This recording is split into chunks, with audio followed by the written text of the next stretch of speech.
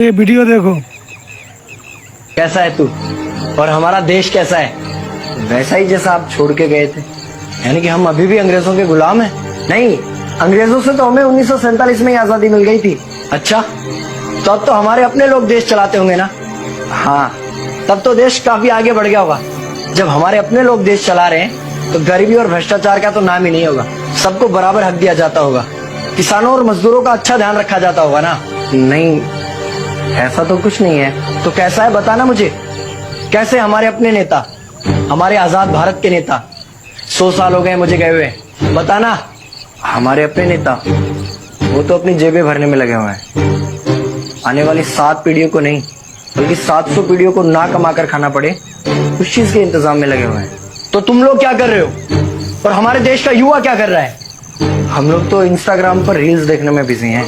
यानी कि हमारी कुर्बानी का देश के लोगों पर कोई असर नहीं पड़ा। देश के लोगों में कोई देशभक्ति नहीं, कोई देश प्रेम नहीं।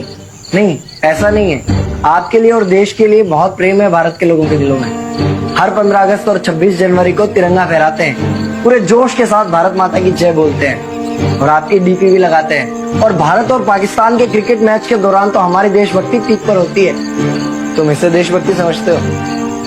तो फिर क्या है देशभक्ति? अगर तुम्हारी देशभक्ति समाज को सुधारने में, गरीबों को अच्छी शिक्षा या बराबर का हक नहीं दिलाती तो कोई काम की नहीं है तुम्हारी देशभक्ति।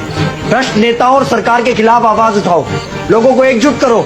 लेकिन अगर हमने सरकार के खिलाफ आवाज उठाई या नेताओं से सवाल पूछे तो हमें एंटी नेशनलिस्ट कहा जाएगा या हमें गद्दार करार दे दिया जाएगा। तो डरता है। 23 साल का था मैं जब अंग्रेजों ने मुझे फांसी पर चढ़ा दिया। मुझे तो आतंकवादी कहा गया था। अगर अब नहीं जागे तो ये देश सोता रहेगा। ये सरकारें, ये नेता देश को बेच खाएंगे। इस भ्रष्ट सरकारी तंत्र से लड़ो। देश को क्रांति की जरूरत है। क्रांति यानी कि हमें हथियार उठाने होंगे, बंदूकें उठानी होंगी जैसे आपने उठाई।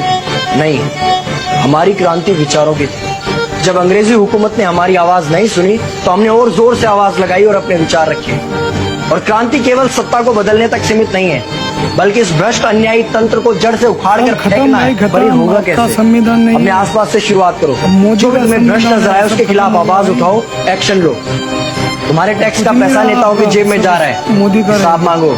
अपने वोट का सही इस्तेमाल करो, लोगों को जागरूक करो, इस देश को आजाद करो। मोदी के संविधान से चलेगा देश। इंकलाब जिंदाबाद, इंकलाब जिंदाबाद।